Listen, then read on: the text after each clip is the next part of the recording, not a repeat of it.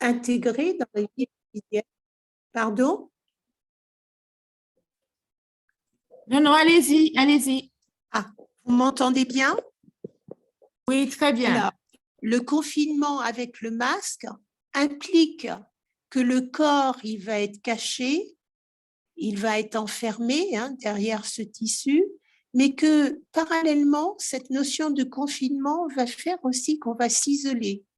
On va prendre de la distance sociale et physique les uns vis-à-vis des autres. Pour une personne âgée, c'est difficile. Pour un senior, il a l'habitude de toucher ses petits-enfants, de les embrasser, d'avoir ses enfants avec lui, et que cette dimension de ne plus se toucher, c'est également difficile à vivre. Certains vont s'adapter, il y en a d'autres qui vont avoir du mal à s'adapter. Il y a des seniors qui vivent seuls, qui ne voient qu'une aide à domicile ou une auxiliaire de vie sociale qui va venir. Mais l'inquiétude de la propagation du virus fait qu'on doit bien évidemment prendre des précautions. Il y a chez les aides à domicile des aides à domicile qui ne sont pas vaccinées. Il y a des personnes âgées qui ne sont pas vaccinées. Donc, cette obligation vaccinale va aussi introduire une méfiance, un doute, des peurs.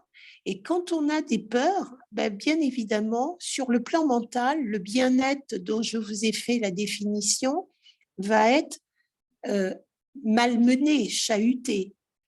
Ce bien-être va faire qu'on va avoir des épisodes de détresse psychologique et ça peut concrètement s'exprimer par des troubles du sommeil. Lors des échanges avec l'autre, on va se demander est-ce que cette personne a eu le Covid ou est-ce qu'elle n'a pas le Covid? Donc là aussi, ça va introduire une méfiance dans la relation à l'autre. Les liens avec l'autre vont être malmenés. Alors, concernant les troubles mentaux, c'est-à-dire qu'il est important de tout de suite les repérer. Vous pouvez les repérer avec ce qu'on appelle la symptomatologie, c'est-à-dire tous les symptômes, la fatigue, les troubles du sommeil, les inquiétudes.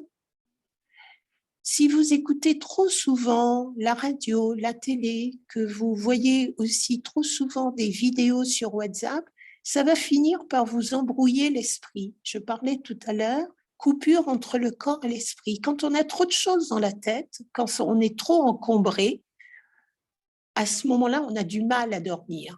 Il y a beaucoup de personnes qui disent « j'ai mal à la tête, ah, ça me fatigue ». Tout ce que j'entends, ça me fatigue. Tout ce que je vois, ça me déprime. Voilà des mots qu'on entend spontanément chez les seniors, mais aussi chez les personnes étudiants, les jeunes, chez les parents, chez les soignants. Il y a une fatigue psychique qui est liée à un flux d'informations qui est continu. Donc, des fois, il faut faire silence. Mais la souffrance, si elle est silencieuse, elle est encore plus dévastatrice. Donc, il est important que tout de suite, nous repérons autour de nous les personnes qui souffrent, les personnes qui sont inquiètes, qui sont anxieuses, qui dorment mal. Et ça se voit sur un visage quand on n'a pas dormi depuis 2-3 jours. On va dire, oh, tu as une petite mine fatiguée, tu as une petite mine froissée. Et à ce moment-là, la solidarité sociale doit jouer. On doit pouvoir se parler pour essayer de comprendre et donner un petit peu de force à la personne qui se sent mal et qui est trop inquiète et qui a trop peur. Ce mal-être, quand il se répète, c'est-à-dire quand il y a trop de stress au quotidien, le stress va venir modifier le métabolisme du corps.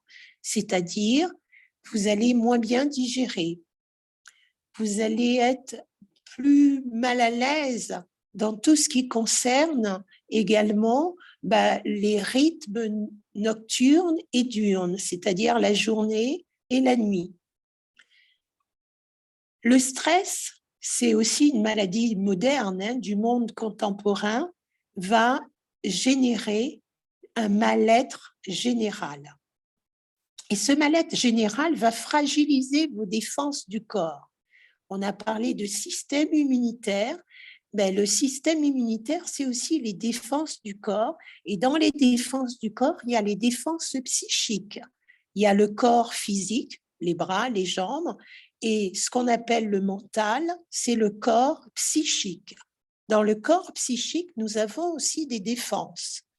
Et les défenses, c'est de prendre du recul avec tout ce qui est stress, tout ce qui est angoisse, tout ce qui est détresse psychologique et anxiété.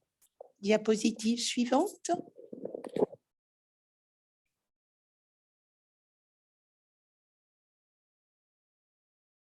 Alors, il est évident que dans ces moments-là, on peut glisser des troubles mentaux vers ce qui est structuré, qui s'appelle les maladies psychiatriques. Alors, vous avez déjà entendu parler de ces maladies psychiatriques. Les maladies psychiatriques sont, en ce qui concerne la crise sanitaire, les maladies les plus prévalentes que nous trouvons ici en Guadeloupe, mais aussi dans le monde entier, c'est la dépression.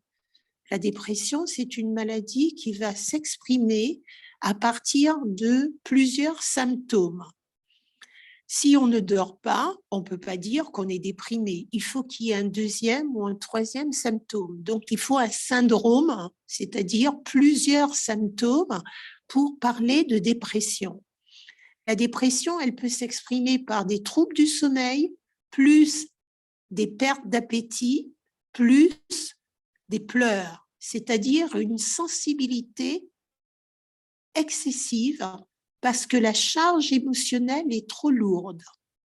Mais la dépression peut aussi s'exprimer par des moments où on n'arrive plus à réguler les pulsions agressives, c'est-à-dire on va être en colère.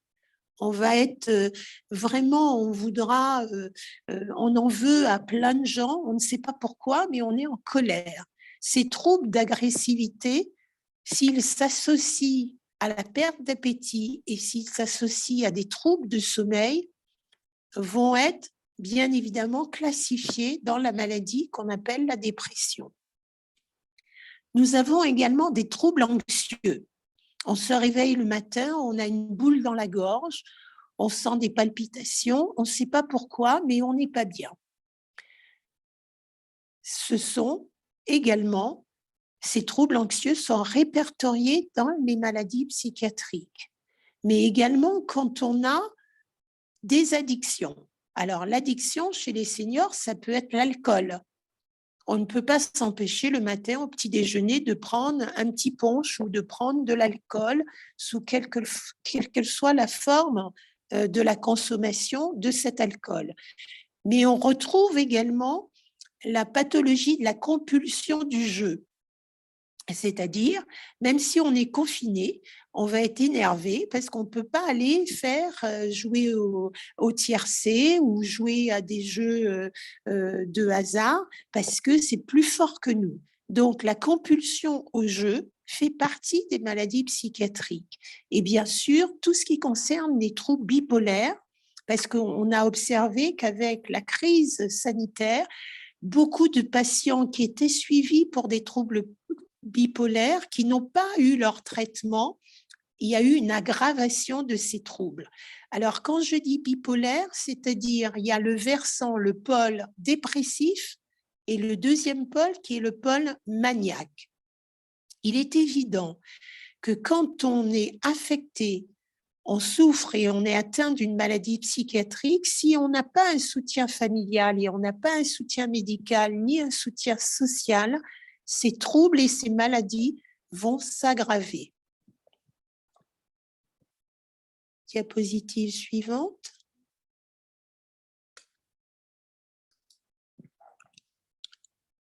Alors, comme je vous dis, les troubles vont s'aggraver. On ne va pas remettre en question les biens fondés de la lutte contre le Covid.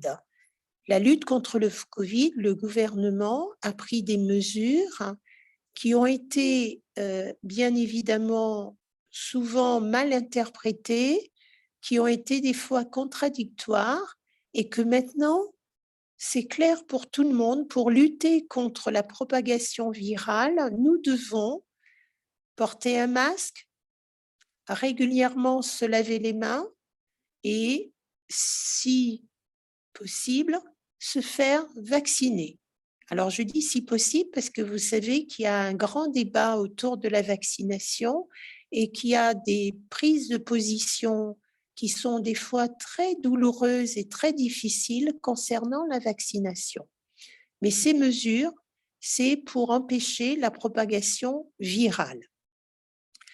Mais il est évident que si on parle de mesures sanitaires, il faut aussi parler dans le sanitaire des bénéfices de ces mesures concernant le psychisme, concernant la santé mentale. Or, les personnes âgées sont directement concernées par toutes ces mesures.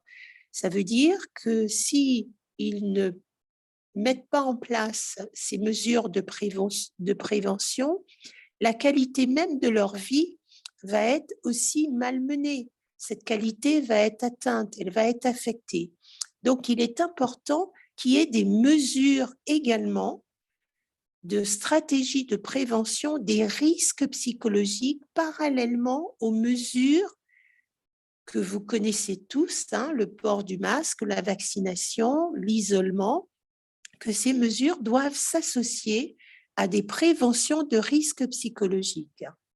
Et ces préventions, elles passent par ce que nous sommes en train de faire, c'est-à-dire de nous informer, d'être ensemble pour se soutenir, d'être ensemble pour s'entraider, quel que soit notre positionnement, parce que la vie sociale est très importante. La vie sociale, quand on se sent accompagné, soutenu, ça permet aussi de lutter contre justement ce sentiment qu'on est en danger.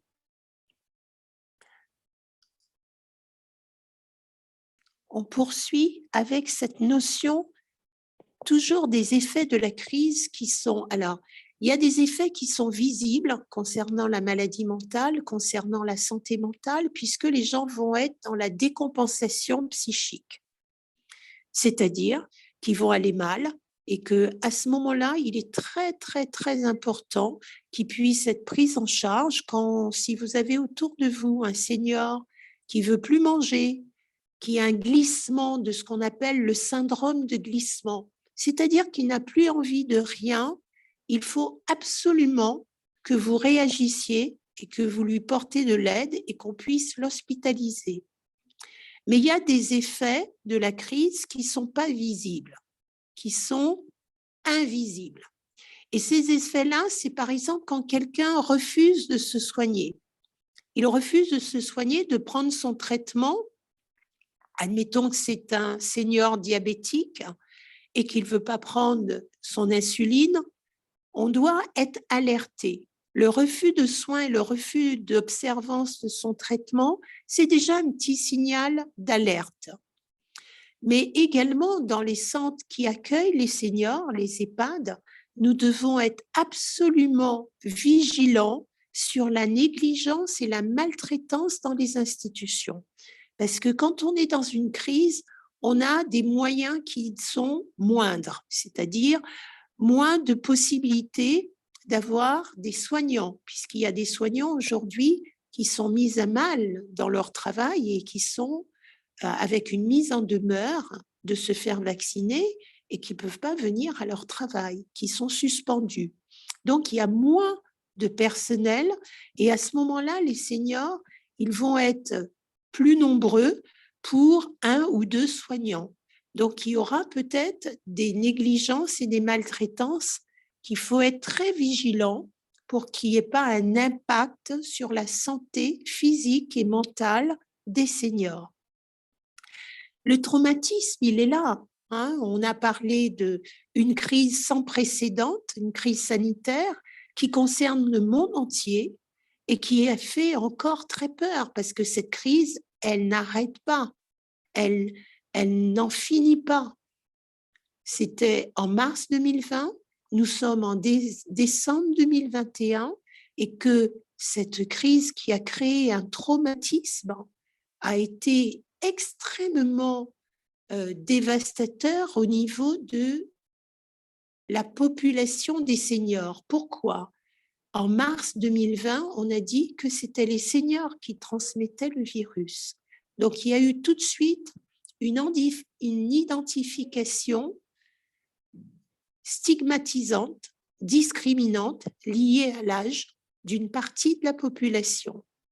Ensuite, on a eu cette discrimination qui s'est exprimée récemment, au mois de juillet, au mois d'août, septembre, où il y a eu vraiment la 4e vague très mortifère qui a emporté beaucoup de personnes qui sont mortes suite à cette 4e vague, et que là aussi, il y a eu des questionnements éthiques concernant le triage.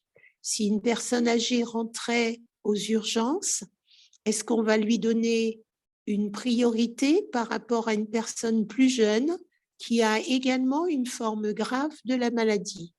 Donc, vous voyez, ça aussi, ça crée un énorme traumatisme au niveau de la population des seniors. L'offre de soins étant réservée à des personnes plus jeunes ou des personnes qui ont moins de comorbidité pour avoir des chances de survie. Vous imaginez bien que là, on touche à quelque chose qui est une valeur auquel nous tenons, c'est la valeur de la justice et la valeur d'égalité par rapport au droit à la santé et au droit aux soins. Alors, ce taux de mortalité chez les personnes âgées a créé également des vides dans les familles. Quand on perd son grand-père, sa grand-mère, un oncle âgé, on est dans des deuils multiples. Et dans ces deuils multiples, on a besoin de temps pour pouvoir faire son deuil. Or, vous savez que une des conséquences de la crise sanitaire et des mesures qui ont été prises, c'est de modifier les rituels du deuil.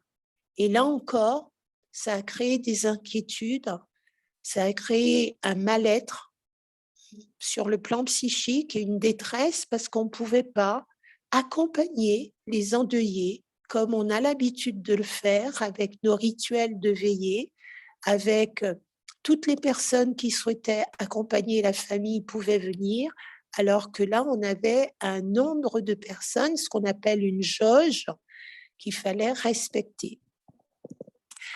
Donc, ces conséquences, le virus est venu menacer toute une organisation de vie et les repères chez tout un chacun, mais particulièrement chez les personnes âgées, puisque ça va leur demander une réadaptation, un réaménagement et surtout des capacités d'adaptation à la réalité de la crise sanitaire qui va demander beaucoup d'énergie.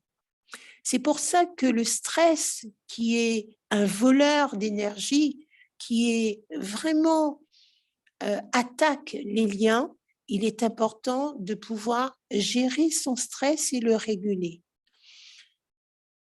Les effets de la crise sanitaire, c'est ce que vous avez sans doute déjà vécu, c'est que vos réseaux sociaux ont été également réduits. Ces réseaux sociaux réduits, il y a beaucoup parmi vous qui vont dans des associations, qui vont pour danser, qui vont pour faire de la couture, qui vont pour échanger, jouer à des jeux de société, et que pendant les 2, 3, 4 confinements que nous avons eu à vivre, pendant ces périodes de confinement, il n'était pas possible de se retrouver ensemble et de pouvoir partager des moments ensemble.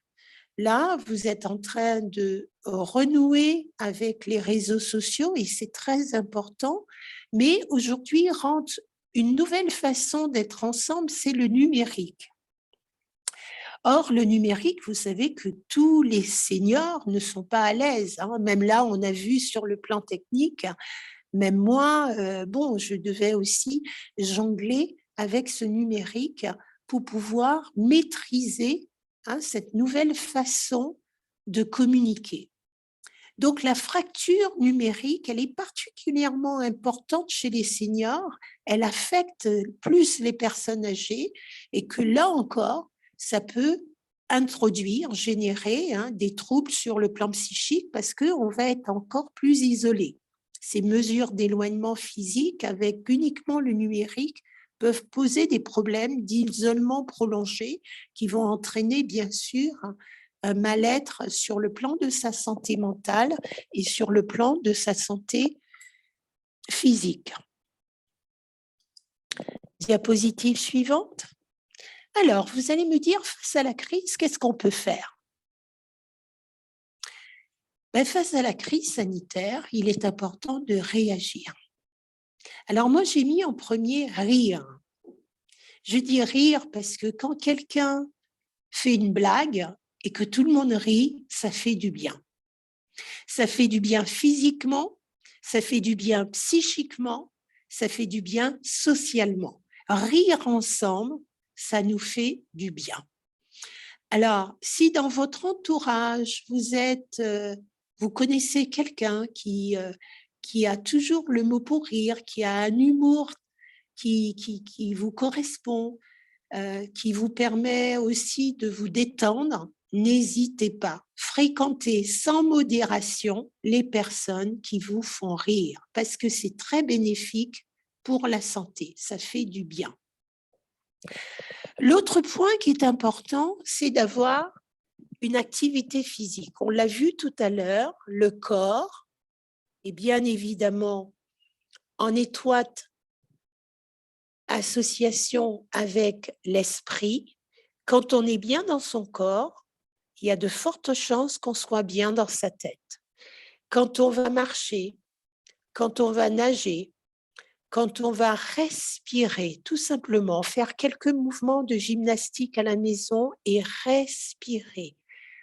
On n'a pas besoin de faire, bien évidemment, des efforts. Et c'est des activités physiques qui doivent vous amener du plaisir. Mais régulièrement, faire bouger le corps, sentir que votre corps va bien. Quand on reste immobile, assis, tout le temps, la circulation ne se fait pas.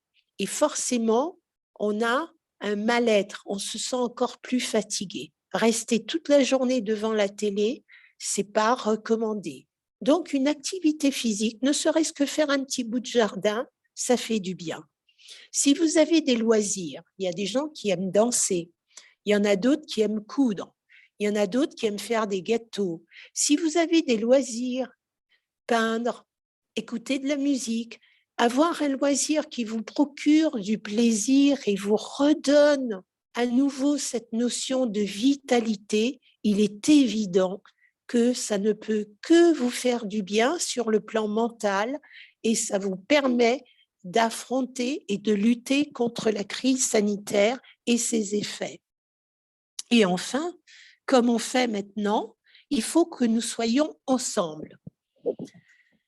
Vous êtes venus, il y en a parmi vous qui se sont déplacés pour se rendre à l'association. Donc, la vie associative est très importante, le fait de se réunir, de se rassembler, de pouvoir s'habiller parce qu'on va rencontrer les autres, ça fait du bien. Mais aussi la relation, prendre son téléphone. Comment tu vas? Je ne t'ai pas vu, je ne t'ai pas entendu. Si aujourd'hui, c'est vous qui téléphonez, demain, ça sera quelqu'un qui va vous appeler pour prendre de vos nouvelles. Et ça fait du bien. Nourrir la vie relationnelle, nourrir sa vie affective, c'est très, très important. Nous ne sommes pas faits pour vivre seuls, dans notre coin, isolés et seuls. Nous sommes faits pour vivre en société et donc cette crise sanitaire vient bouleverser cette vie ensemble, cette vie relationnelle. Donc à nous aussi de réagir et de remettre en place la communication, les liens affectifs, les liens qui nourrissent le bien-être, aussi bien physique que psychique. Alors, je vous en ai parlé déjà de cette crise qui n'en finit pas. qui bien évidemment amène de l'incertitude sur demain.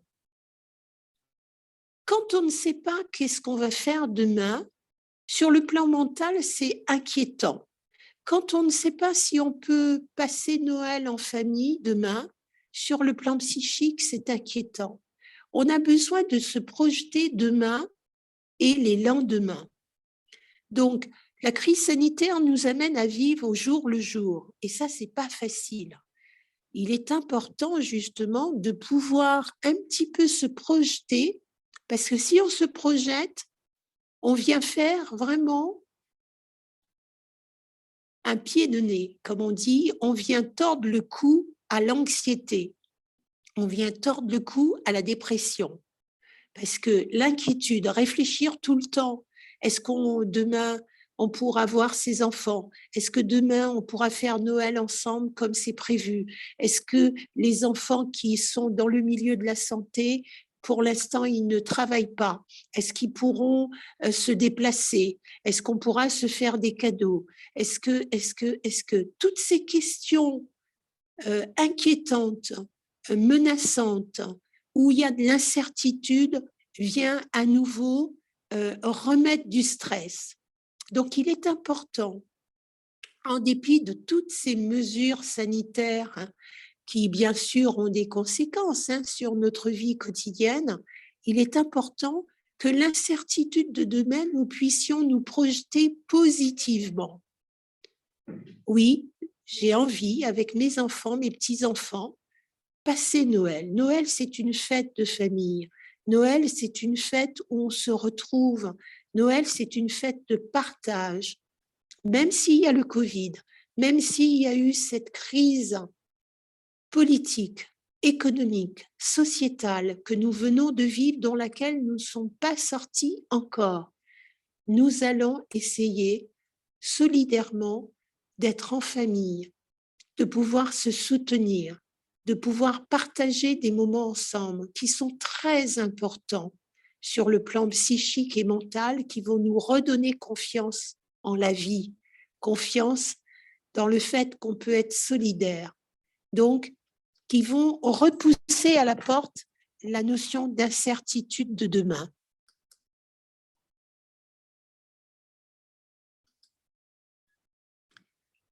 On arrive à la conclusion, et pour laisser un petit peu d'espace aux questions, la conclusion, je l'ai mise en 4 priorités.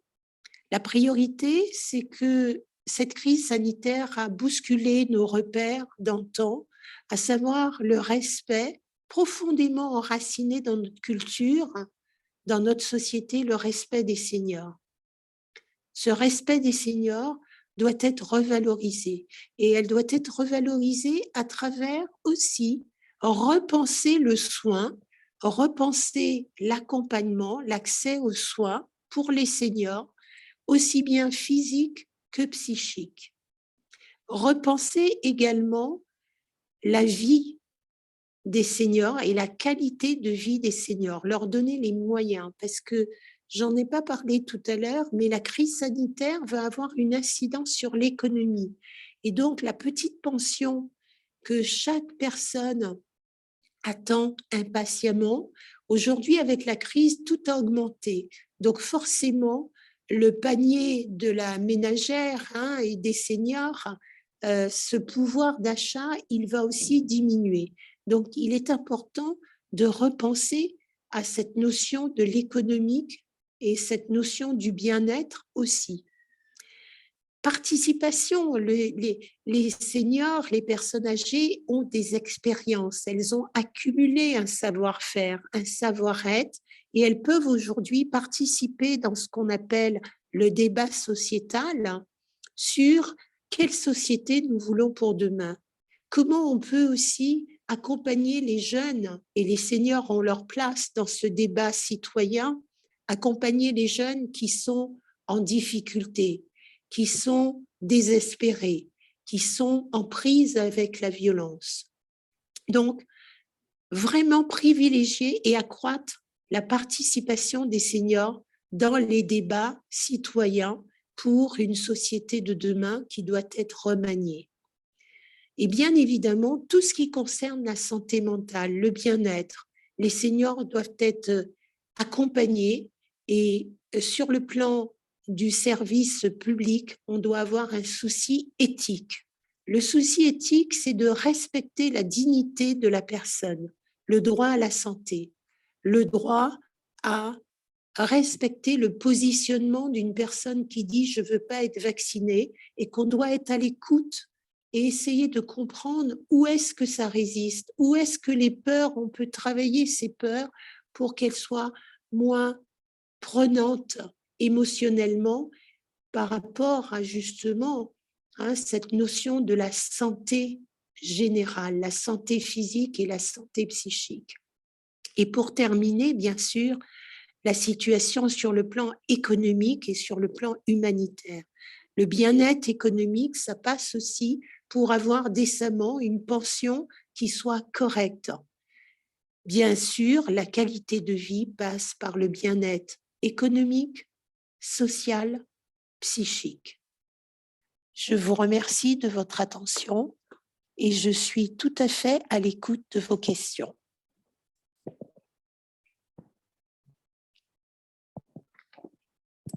Merci, Madame Salin. Donc, Madame Inamo, votre micro fonctionne? Vous avez déjà des questions? Madame Inamo, vous m'entendez?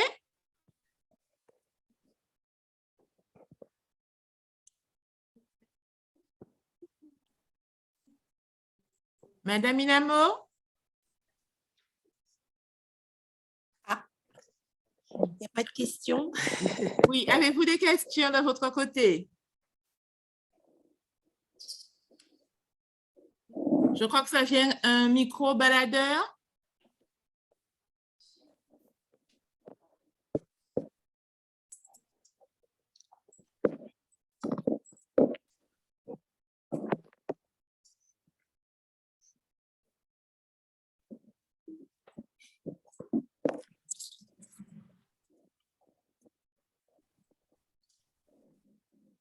Alors, elle peut peut-être, ce que je peux suggérer… Je crois qu'elle va reprendre la question puisqu'on n'a pas entendu. Madame Inamo, je ne sais pas si c'est le micro qui ne marche pas, mais on n'a pas entendu la question. Alors que tout à l'heure, on l'entendait en début. Vous pouvez la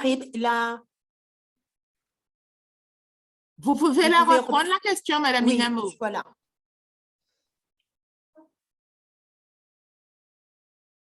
Parce qu'au début, il y avait un des deux micros qui marchait, qui fonctionnait. Mais là, elle parle, on n'entend pas, Madame Ferré. Donc, je pense que c'est au niveau de son micro. Mais est-ce que vous pouvez reprendre la question si vous l'avez entendue? On ne vous entend plus, Madame Inamo. On ne vous entend pas. C'est vrai que même dans son propre micro, on l'entend pas. Alors, est-ce qu'on peut écrire les questions et à ce moment-là, voilà.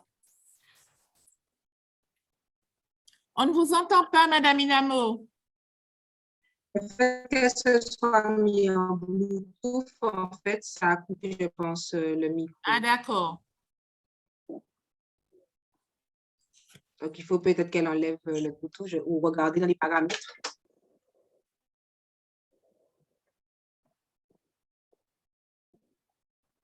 Ah, elle dit que c'était des remerciements. Merci à vous également. Alors, peut-être ça serait bien qu'elle fasse passer les questions par écrit. À ce moment-là, je pourrais répondre si on n'entend pas. D'accord? Vous avez entendu, Madame Inamo, vous écrivez les questions. C'est bon pour vous? Merci beaucoup, également à vous.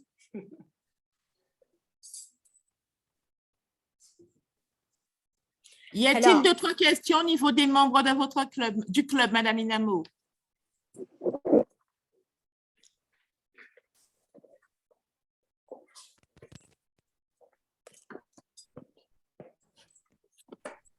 Moi, j'ai une question. Est-ce que, au niveau du club, est-ce que parmi vous, il y a des personnes qui se sont reconnues dans les symptômes que j'ai expliqués? les symptômes anxieux, les symptômes dépressifs. Est-ce que parmi vous, il y a des gens qui se sont reconnus, qui ont des troubles du sommeil, qui réfléchissent, qui pensent aux enfants, qui pensent à ce problème de vaccination? Est-ce que parmi vous, il y a des gens qui sont inquiets? Parce que là, Alors, la psychologue demandait, est-ce que parmi vous, il y a des personnes qui, à un moment donné, avec la situation, se sont senties anxieuses, se sont senties fatiguées, se sont senties… non, Inquiet. que tu puisses remettre le Bluetooth.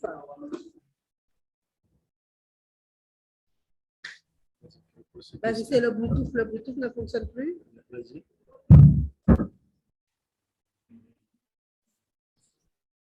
Oh là là, la nouvelle technologie, là, c'est un peu galère. Hein? Pourtant, je vous entends bien. On vous entend bien. Donc, En fait, ça c'est peut le micro qui ne passe pas. ça peut être intéressant. Madame Perret? C'est le micro VHF qui ne passe pas. Mais vous, on vous entend très bien devant l'ordinateur. D'accord, Voilà. parce qu'on a mis un Bluetooth et en fait, avec le Bluetooth, ils ont pu vous entendre de façon très claire et très précise. Donc, Alors, attends, dans ce cas-là, vous allez reprendre les questions s'il y en a. oui, laisse le micro et on va reprendre. C'est ça, on a encore perdu notre son. Là, on avait le son très bien. Là, on a perdu.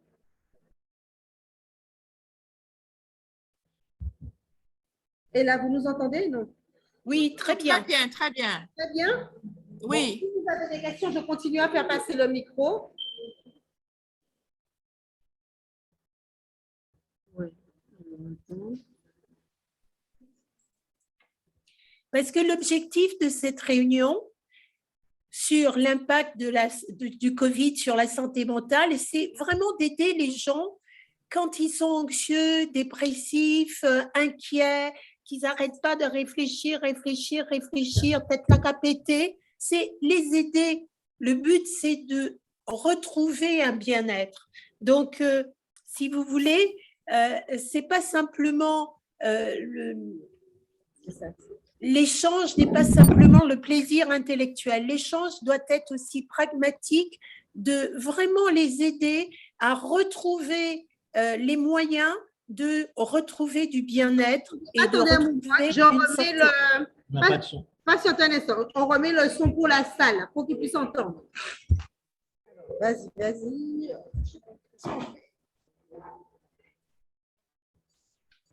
Je ne sais pas si le vidéoprojecteur a un son. En tout cas, on vous entend très bien. Donc, ce qu'on peut faire, si quelqu'un a une question, elle vient vers vous et on va l'entendre très bien. C'est ça, mais c'est qu'ils sont loin et du coup… Ah, ils sont très loin? Attendez, comme la salle est grande… Alors, collectionnez toutes les questions et ils vous les amènent.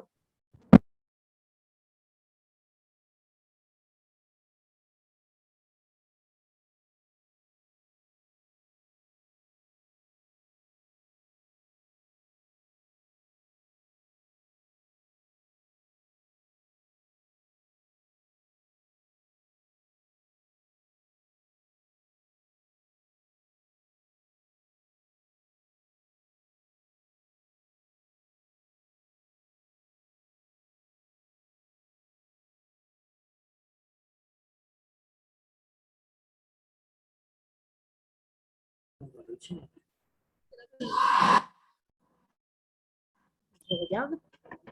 Allez-y. Madame Fleuret, dites-moi quelque chose pour que je puisse voir. C'est bon, vous m'entendez? Oui, on vous entend. Audio. Comparé à tout à l'heure, qu'est-ce qui a changé pour le son? Non, le son, il est bien, on vous entend bien. C'est pour ça que je vous dis, vous n'avez qu'à collecter toutes les questions et vous nous les passez. On vous entend très, très bien. En fin de compte, Madame Salin, c'est la salle qui n'entend plus. Et Madame Inamo voulait au moins que la salle entende les réponses. Ah, la salle n'entend plus. Plus, Aïe, voilà. aïe, aïe. Alors qu'elle a très bien entendu la conférence. Ah, c'est dommage. Oui. Donc, c'est pour ça qu'elle essaie de reconnecter le son de la salle. Ah, d'accord. Et vous, vous êtes où? Vous êtes au siège? Non, moi, je suis chez moi. Ah, d'accord, Je suis chez moi. d'accord, d'accord. Est-ce qu'il y a eu d'autres personnes qui se sont connectées en dehors du club? Oh oui, il y a 14 personnes de connectées. Le club, ils sont un peu plus près d'une vingtaine. Et il y a 13 D'accord. autres participants, oui. D'accord. Bon, plus la radio. Tout à fait, qui ont entendu la conférence, oui. Et plus D'accord. le Facebook Live pour les personnes qui se sont connectées sur notre Facebook. D'accord. Alors, Madame Inamo, où en êtes-vous? Réactivez votre micro. Je ne vous entends plus. Réactivez le micro. Oui. Voilà. Madame Fleurette, Oui, Madame Inamo. ben, pourquoi on arrive à entendre YouTube, on ne vous entend pas? Mais est-ce que vous entendez Madame Salah?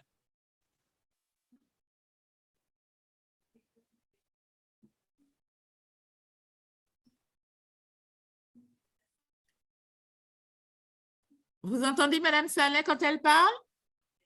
Parce que le plus important, c'est entendre les réponses aux questions qu'elle donnera.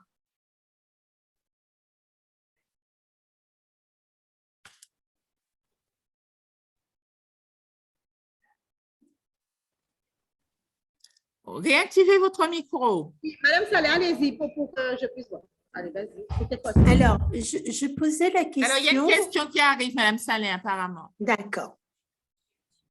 Allez-y, Madame Inamo. Mais le problème, c'est Zoom. Mais bon, ben, je vais relayer les questions. D'accord. On ne vous entend pas. Et en plus, Madame Saleh a fait une très bonne, Conférence. un bon résumé, là. Mais... Vous avez une question à relayer? Allez-y, allez-y. Vous avez une question à relayer, Madame Inamo? Oui, voilà, ça y est, on entend. Est-ce que vous avez des questions? Oui, attendez, j'emmène le micro. D'accord.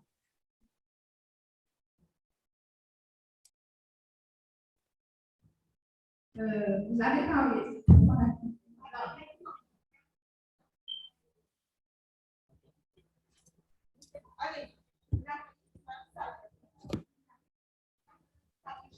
D'accord. Vous avez parlé de la dépression qui peut survenir lorsque les seniors ont perdu leur repère. Et je voudrais savoir si le syndrome de glissement peut être, disons,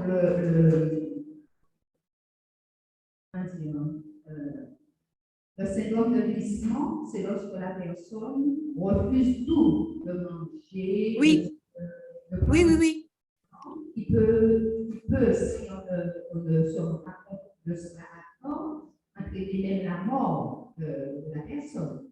Donc, je voudrais savoir si la dépression est liée à ou peut entraîner le syndrome de glissement.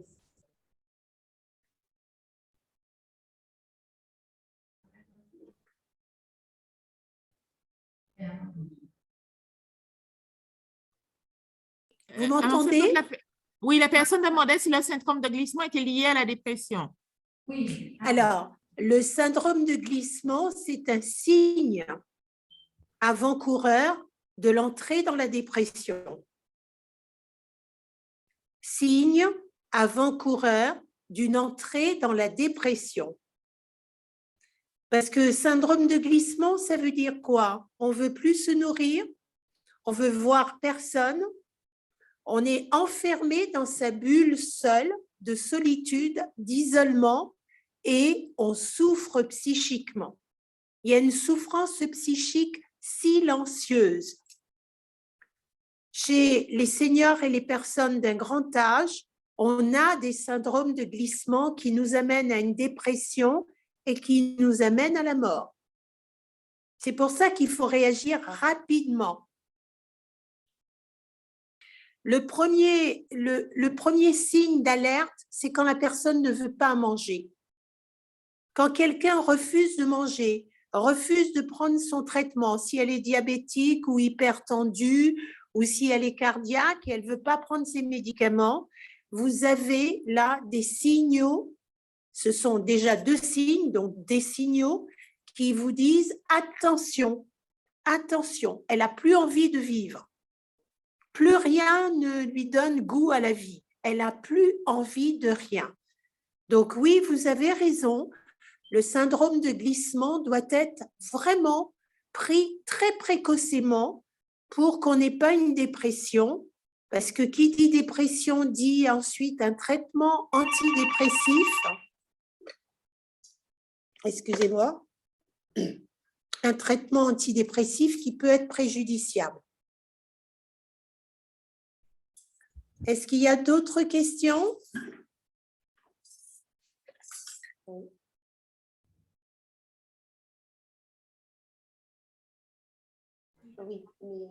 Y a-t-il d'autres questions, Madame Inamo?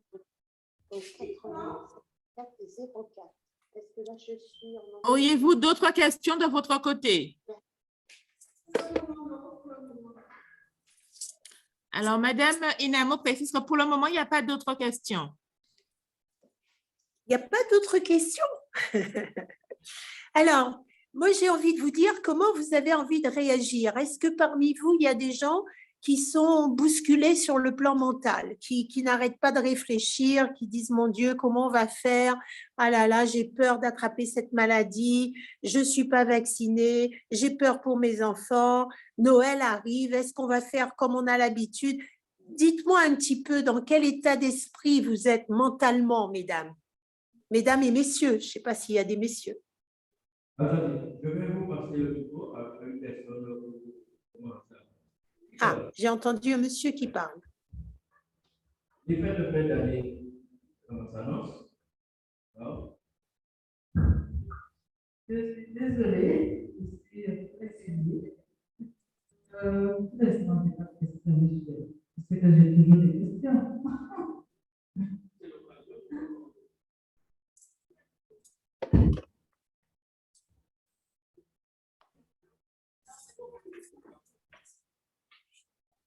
Alors, qu'est-ce qui a été mis en place concrètement pour les seniors qui sont en situation de dépression?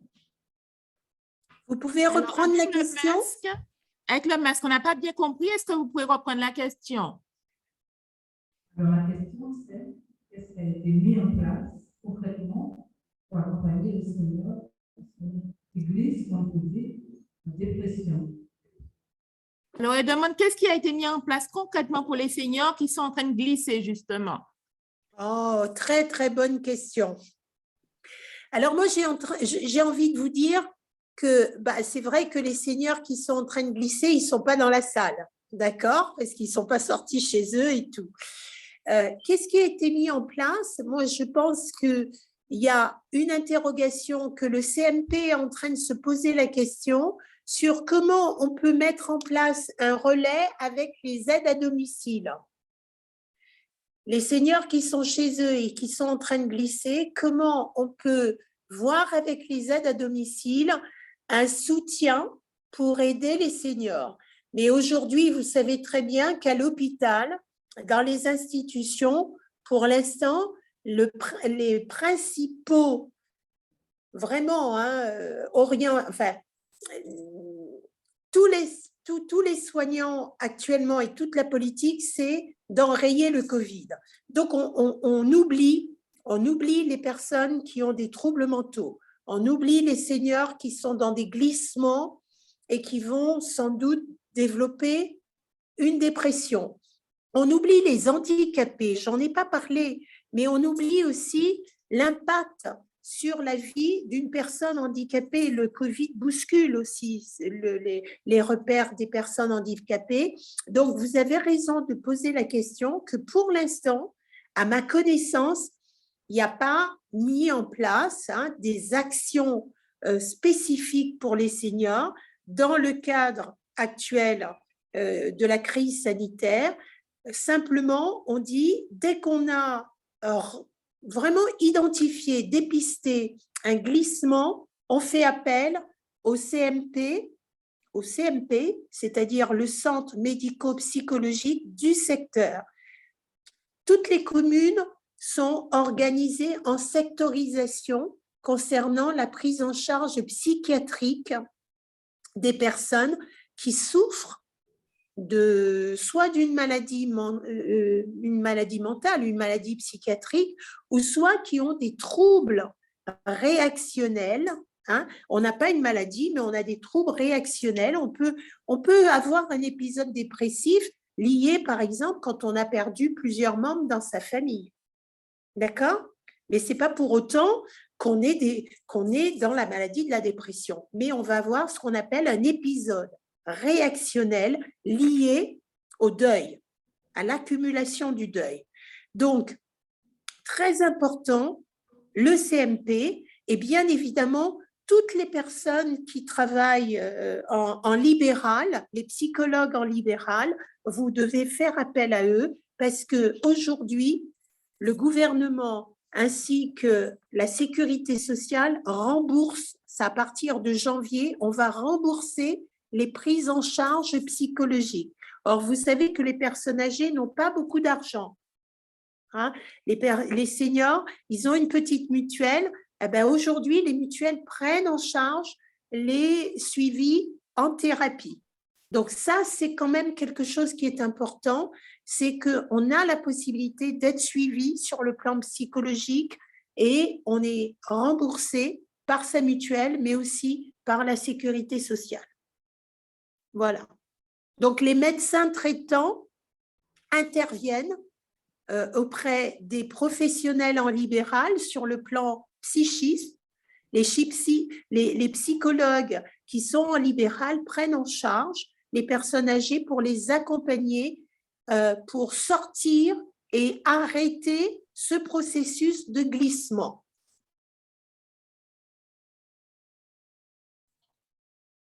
Alors, d'autres questions? Il y a une question au niveau du chat que je vais vous présenter. Donc, c'est quelqu'un qui vous remercie pour votre intervention et qui demande s'il n'y a pas eu au moins des retombées positives de cette pandémie sur la population, sur cette catégorie de population en particulier.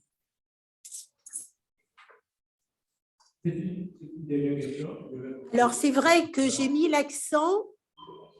Ah, je crois qu'il parle. Elle a déjà dit parce que pour la psychologue. Parce que je connais des gens qui ont de sommeil, fatigue, de stress, l'angoisse, l'anxiété. Donc, elle a déjà posé la question parce que je voulais savoir si ces personnes peuvent aller voir le psychologue.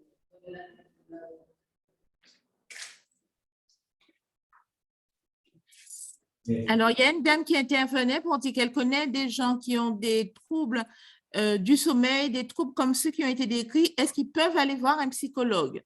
Oui. Si les troubles du sommeil viennent vraiment rompre l'équilibre psychologique dans leur vie, ce n'est pas que des troubles passagers épisodiques, c'est des troubles qui prennent et qui font qu'ils dorment très peu. Donc, quand on dort très peu, on est vite fatigué, on est vite irrité, on se fâche plus facilement et on a moins de plaisir, le bien-être, la qualité de vie, elle est complètement affectée.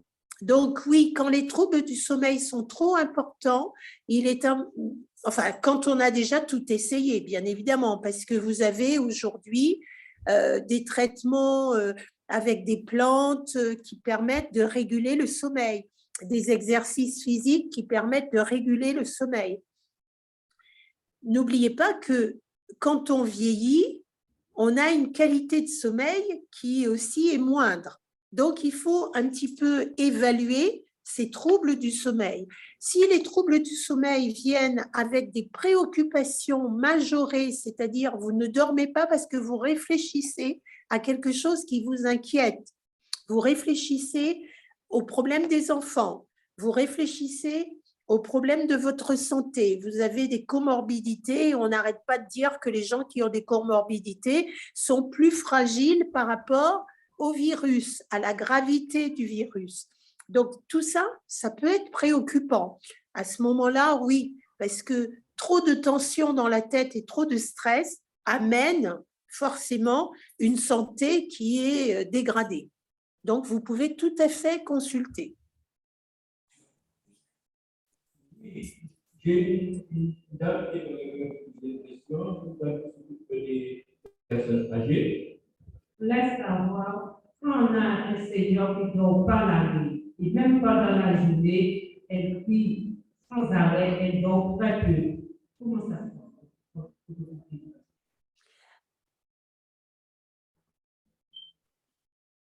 Elle dort quand même, elle dort très peu. Alors, quelqu'un qui dort très peu, oui? Elle dort, il peut faire 4 heures de sommeil la nuit, et finalement, elle est vers 3 heures du matin, 4 heures du matin, elle se réveille.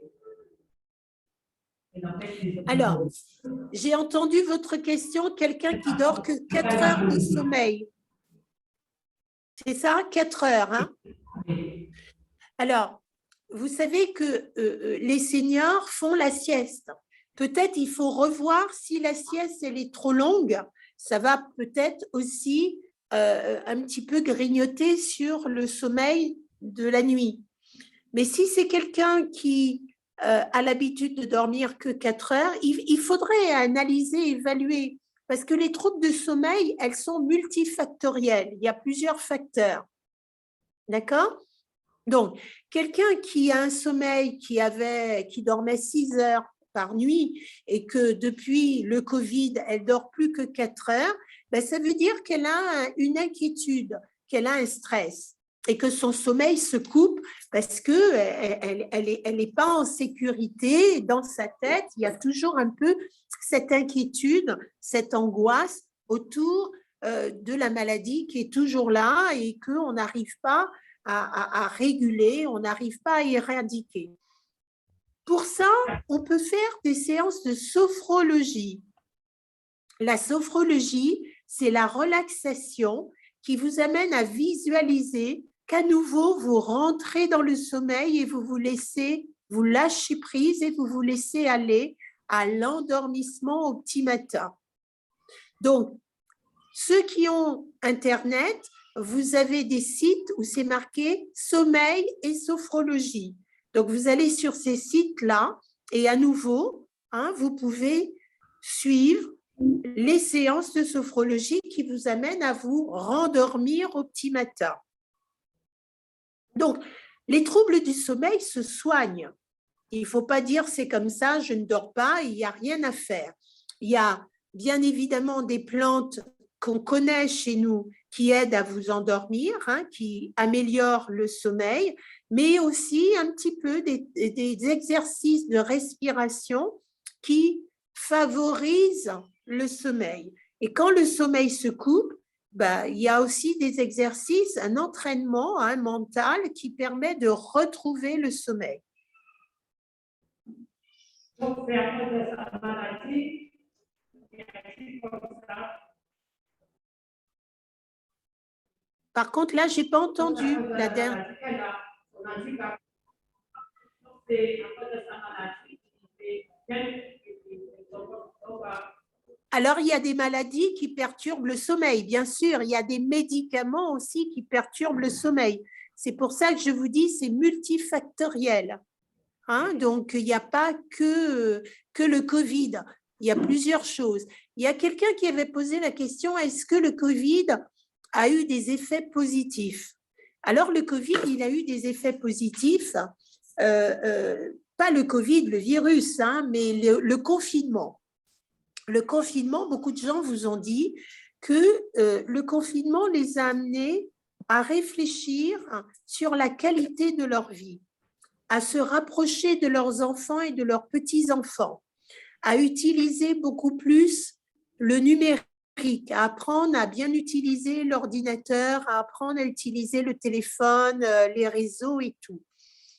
Il y a également la solidarité entre voisins, parce que pendant le confinement, les gens ils prenaient des nouvelles les uns des autres. Alors, voisine, on n'a pas eu de nouvelles, comment ça a été? J'ai fait un petit gâteau, j'ai fait de la soupe. Il y a eu quand même quelque chose d'un rapprochement. C'est-à-dire, il y a eu ce besoin de se rapprocher. Donc ça, c'est les effets positifs liés au confinement lié à la crise sanitaire. Donc, tout n'est pas négatif. Il y a des enfants qui ont été confinés chez leur grand-mère ou chez les grands-parents et que ces enfants-là, ils se sont non seulement rapprochés des parents, mais ils ont appris plein de choses de leurs grands-parents. Ils sont devenus plus vite autonomes. Il y a eu un apprentissage important où les grands-parents leur ont transmis des valeurs, ont transmis un savoir-faire. Donc, tout n'est pas que négatif, tout n'est pas que triste, tout n'est pas que maladie mentale. Hein. Il y a eu aussi, par rapport au confinement, des rapprochements, hein, des couples qui ont pris le temps de se dire, bon, maintenant, on vit 24 heures sur 24 ensemble, il faut qu'on apprenne à vivre mieux ensemble.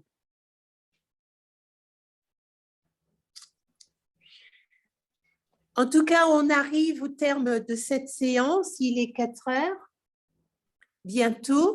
Est-ce qu'il y a une dernière question? Oui?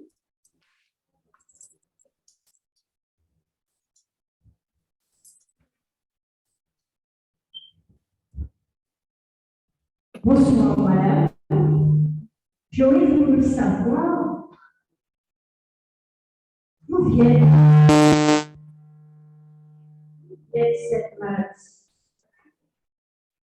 J'ai déjà posé des questions, mais je n'ai pas eu de réponse.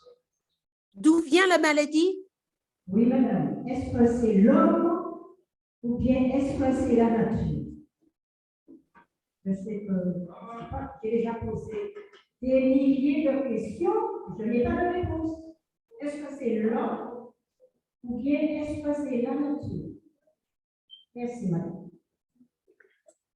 Alors, moi, je vais vous donner une réponse partielle, tout à fait partielle. Les virus, ça a toujours existé. Les virus ont toujours existé. Il y a un virus que vous connaissez, pour lequel on est en train de vivre actuellement aussi le rappel de la vaccination, c'est la grippe. D'accord? Donc, de tout temps, il y a toujours eu des virus. Donc, ça, c'est naturel. Maintenant, on a dit plein de choses sur le virus SARS-CoV-2. Là, il y a eu tellement de contradictions que c'était sans doute un essai de laboratoire qui a été… bon, là, je pense, tant qu'on n'a pas des sources sûres qui ont été vérifiées, il est difficile de se lancer dans des hypothétiques réponses concernant l'origine du virus. Mais en tout cas, les virus sont de nature, depuis que le monde est monde, naturel. On a des siècles, régulièrement, des virus qui arrivent et qu'on essaie de combattre. Il y a 40 ans, moi, j'étais également avec mes collègues en train d'accompagner et de combattre le virus du sida, le VIH, qui attaquait également le système immunitaire et où on n'a pas jusqu'aujourd'hui trouvé de vaccin. Il y a des traitements qu'on appelle des traitements qui sont anti-protéases, hein, qui agissent sur les protéines. On parle bien évidemment de la bithérapie depuis 1996, mais le virus du sida continue sa route. Il y a des gens aujourd'hui qui peuvent encore s'infecter, hein, qui sont séropositifs. Donc, depuis que le monde est monde, on a toujours eu des virus, il y a toujours eu la recherche scientifique pour trouver des vaccins pour éradiquer le virus.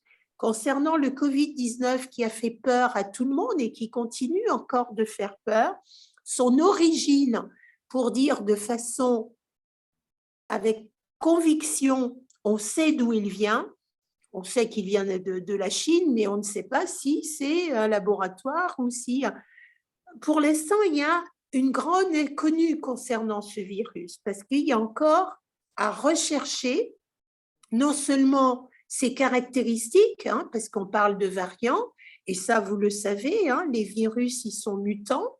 Hein, il n'y a pas que le Covid-19 qui est mutant. Le sida aussi était un virus mutant qui changeait, hein, de caractéristiques en fonction des différentes contaminations au niveau des personnes. Donc, ce que vous devez avoir en tête pour l'instant, c'est qu'on doit tous lutter contre ce fameux Covid-19 qui nous bouscule notre vie quotidienne et qu'on a besoin de retrouver nos repères, un équilibre et surtout d'être ensemble pour se soutenir les uns les autres.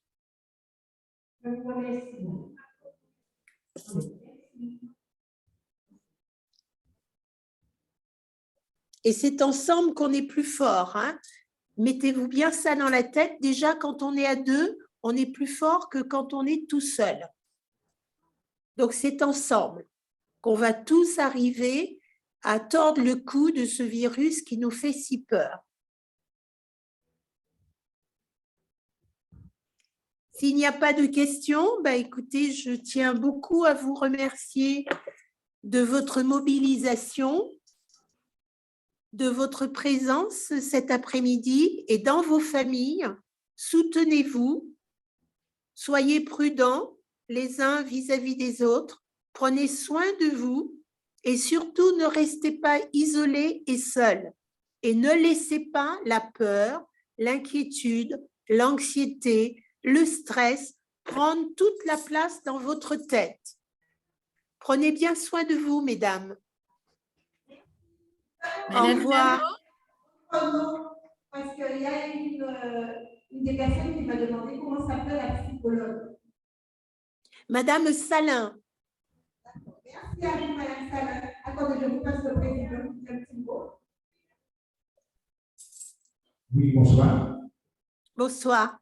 Je tiens à vous remercier de cet après-midi. Hein, c'est une thématique que vous avez débattu pour nous, les aînés, et avec les invités aussi qui étaient présents ici. Ça nous enrichit bien pour cet après-midi parce que je dirais que le Covid-19, ça met beaucoup de traumatisme dans la tête des gens. Et puis là, cet après-midi, vous avez pu les rassurer un peu, ça m'a fait beaucoup de plaisir. Merci beaucoup. Merci à vous.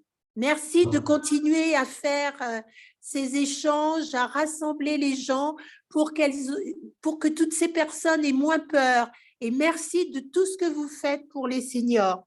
C'est aussi une façon de lutter et de maintenir en équilibre tout ce qui est psychologique et tout ce qui est dans la tête pour pouvoir évacuer ces peurs. Être ensemble, on est plus fort. Merci beaucoup, monsieur, pour tout ce que vous faites.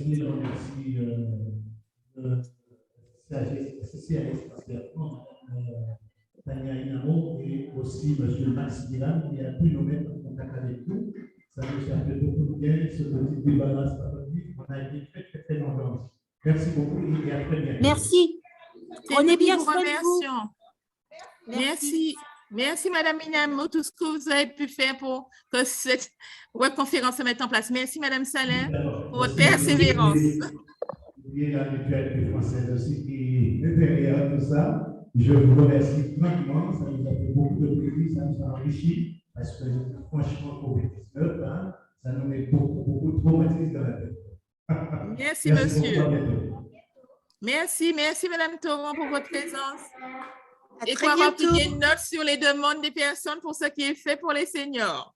Tout à fait. À très bientôt. À bientôt. Au revoir.